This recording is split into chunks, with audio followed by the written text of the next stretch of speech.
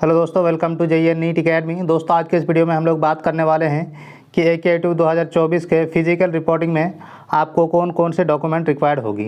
अभी AKI-2 का second round का काउंसलिंग चल रहा है, तो इसमें से कुछ डॉक्यूमेंट ऐसे होंगे जो अभी आपके पास नहीं होगा और उसको बनवाने के लिए आपको 2 से 4 दिन का टाइम लगेगा। इसीलिए इम्पॉर्टेंट हो जाता है कि जो डॉक्यूमेंट आपके पास नहीं है वो डॉक्यूमेंट आपको बनवा लें। तो ये वीडियो उन बच्चों के लिए काफ़ी ज़्यादा इंपॉर्टेंट हो जाती है जो बच्चे AKI-2 में काउंसलिंग करा रहे हैं, क्योंकि पिछले साल देखा गया था कि बच्चों को सीट मिलने के बाद भी डॉक्यूमेंट इनकम्प्लीट होने की वजह से बहुत सारे बच्चों का जो सीट है वो कैंसिल हो गया था। तो इसीलिए अगर इतने मेहनत करने के बाद आपको AKI-2 में एक अच्छा कॉलेज मिला है और अच्छे ब्रांच मिला है, तो अगर आपके एक डॉक्यूमेंट की वजह से आपकी सीट कैंसिल हो जाए तो इससे बुरा वक्त आपके लिए कुछ नहीं हो सकता है। तो इसीलिए ये वीडियो काफ़ी ज़्यादा इंपॉर्टेंट हो जाती है कि आपको कौन कौन से डॉक्यूमेंट रेडी करनी है। और AKI-2 का ये भी एक ये है कि अगर आपकी सीट कैंसिल हो जाती है तो आप जो 20,000 पे करते हैं तो वो 20,000 आपको रिफ़ंड नहीं मिलता है। तो इसीलिए जो भी डॉक्यूमेंट मैं बता रहा हूँ, इस डॉक्यूमेंट को आपको बिल्कुल रेडी रखना है ताकि आपका सीट जो है कैंसिल ना हो।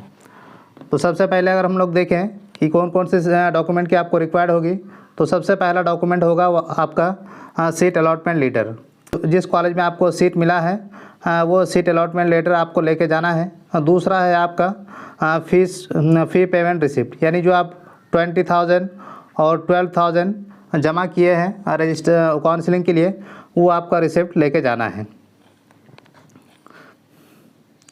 नेक्स्ट है आपका JEE मेंस का एडमिट कार्ड और या फिर स्कोर कार्ड। अगर एडमिट कार्ड ना हो तो भी चलेगा, लेकिन आपका स्कोर कार्ड तो होना ही चाहिए। बिना स्कोर कार्ड का आपका एडमिशन कैंसिल हो भी सकता है। नेक्स्ट है आपका क्लास 10 का मार्कशीट। क्लास 10 का मार्कशीट आपका डेट ऑफ बर्थ वेरीफाई करने के लिए यूज़ किया जाएगा। और नेक्स्ट है आपका क्लास 12 का मार्कशीट। क्लास 12 के बेसिस पे ही आपका एडमिशन हो रहा है, तो ये क्लास 12 का मार्कशीट तो आपके पास होना ही चाहिए। अगर आपको अभी तक कॉलेज से नहीं मिला है तो आप कॉलेज में जाकर उसको प्राप्त कर लें, क्योंकि अगर आप ओरिजिनल सर्टिफिकेट नहीं होगा क्लास 12 का तो सीट जो है कैंसिल हो जाए। नेक्स्ट डॉक्यूमेंट है आपका कैटेगरी सर्टिफिकेट। कैटेगरी सर्टिफिकेट अगर आप SC ST OBC से बिलोंग करते हैं तो आपका कैटेगरी सर्टिफिकेट होना चाहिए। वो भी जो OBC और EWS के कैटेगरी के कैंडिडेट हैं उनको 1 अप्रैल 2024 के बाद का होना चाहिए उसका सर्टिफिकेट। उसके बाद आपका सब कैटेगरी में आता है आपका, जैसे PWD कैटेगरी के कैंडिडेट हैं तो वो आपको सब कैटेगरी सर्टिफिकेट लेके जाना है। नेक्स्ट है आपका इनकम सर्टिफिकेट। इनकम सर्टिफिकेट उन बच्चों को लेके जाना है जो बच्चे FW वाले सीट पे अप्लाई किए हैं, उनको इनकम सर्टिफिकेट ज़रूर लेके जाना है। अगर आप इनकम सर्टिफिकेट नहीं लेके जाएंगे तो आपका सीट कैंसिल हो जाएगा। नेक्स्ट डॉक्यूमेंट है आपका डोमिसाइल सर्टिफिकेट। उसके बाद आपका ट्रांसफ़र सर्टिफिकेट यूपी बोर्ड वालों को, और जो आपका माइग्रेशन सर्टिफिकेट है वो अदर देन यूपी बोर्ड वालों को मिलता है। यानी आपके बोर्ड में जो भी TC मिलता है, माइग्रेशन सर्टिफिकेट मिलता है या फिर ट्रांसफ़र सर्टिफिकेट मिलता है, तो जो भी मिलता है वो आपको लेके जाने हैं। उसके बाद आपको कैरेक्टर सर्टिफिकेट लेके जाने हैं जो कि आपका स्कूल से भी बनता है। अगर आपने अभी तक नहीं बनवाया है तो जो AKI-2 का फॉर्मेट है उसको आप डाउनलोड कर लीजिए और उसको आप अपने स्कूल में ले जाकर अपने प्रिंसिपल से सिग्नेचर और मुहर करवा लीजिए।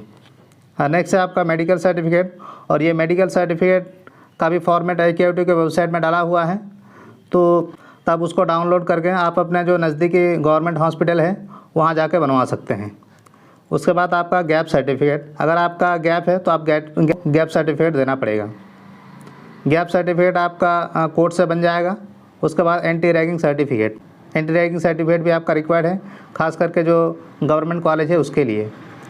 उसके बाद इन सारे जो डॉक्यूमेंट है उसका 3 फ़ोटोकॉपी आपको ले जाना है, और आधार कार्ड आपका ले जाना है। और कुछ जो कॉलेजेस हैं वो आपके मम्मी पापा के भी आधार कार्ड मांगते हैं, तो आप मम्मी पापा के भी आधार कार्ड लेके चले जाएंगे। उसके बाद आप 3 फ़ोटो लेके जाएंगे, क्योंकि फ़ोटो की भी वहाँ पे रिक्वायरमेंट होगी। आई होप कि आप लोगों को समझ में आ गया होगा कि AKI-2 में फिजिकल रिपोर्टिंग के लिए आपको कौन कौन से डॉक्यूमेंट की रिक्वायर्ड होगी। अगर इसमें से किसी भी सर्टिफिकेट को बनवाने में आपको दिक्कत हो रही है तो कमेंट सेक्शन में हमें ज़रूर बताएं, मैं आपको उसके लिए हेल्प ज़रूर करूँगा। तो आई होप कि आप लोगों को वीडियो पसंद आया है। वीडियो को लाइक और चैनल को सब्सक्राइब जरूर से करें ताकि इसी तरह की इंपॉर्टेंट इन्फॉर्मेशन आप लोगों को मिलती रहे। Thank you so much for watching this video.